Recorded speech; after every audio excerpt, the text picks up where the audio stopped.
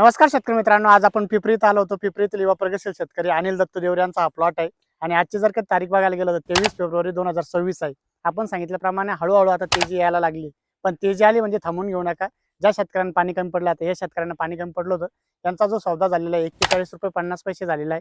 आणि टोल जे आहे ते ₹2000 दिलेले. भरपूरशा ठिकाणी शेतकऱ्यांचे फोन आले होते की आता तेजी यायला लागली तर आम्ही थांबा का. तुम्ही होल्ड करू नका अजिबात, कारण की होल्ड केलं की पुन्हा एकदा भाव रिवर्स येऊ शकतात. ज्या शेतकऱ्यांना पाणी कमी पडलेलं आहे अशांना तर देणं गरजेचं आहे.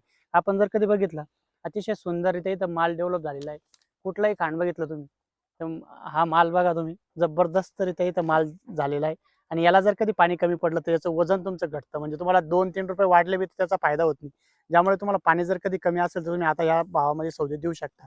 भरपूरशा ठिकाणी ₹42 पर्यंतही सौदा होत आहे. पण हा जो सौदा झालेला आहे ₹41.50 सौदा झालेला आहे. आणि हा जो प्लॉट आहे आता कालपासून काढायला सुरुवात झालेला आहे. आपण जर कधी बघितलं तर माल एकदम जबरदस्तरित्या इथं डेव्हलप झालेला आहे. पाठीमागेही बघू शकता. भरपूरशा शेतकरी असेही विचारत होते की बेणं कधी काढलं गेलं पाहिजे. तर आता तुम्ही बेणं काढू शकता. बेणं काढायची तारीख असं काही नसतात. 25 फेब्रुवारी नंतर 1 मार्चपासून तर आपण बेणं काढणारच आहे.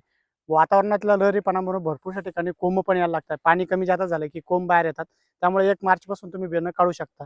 जे एप्रिलची लागवड करणार ते 25 फेब्रुवारी, 1 मार्च, 10 मार्चपर्यंतही बेणं काढलं तर काही अडचण नाही. कारण की 1 मार्चलाही बेणं काढलं आणि 20 एप्रिलला तुम्ही लागवड केली तर 50 दिवस भेटतात.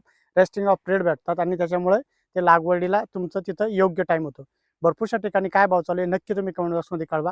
जेणेकरून आपल्याला कळतं की सर्वदूर महाराष्ट्रामध्ये काय भाव चालू आहे. भरपूरशा ठिकाणी जिथं पाणी कमी पडलेलं तिथले प्लॉट भरपूरसे देण्यात आलेले आहे.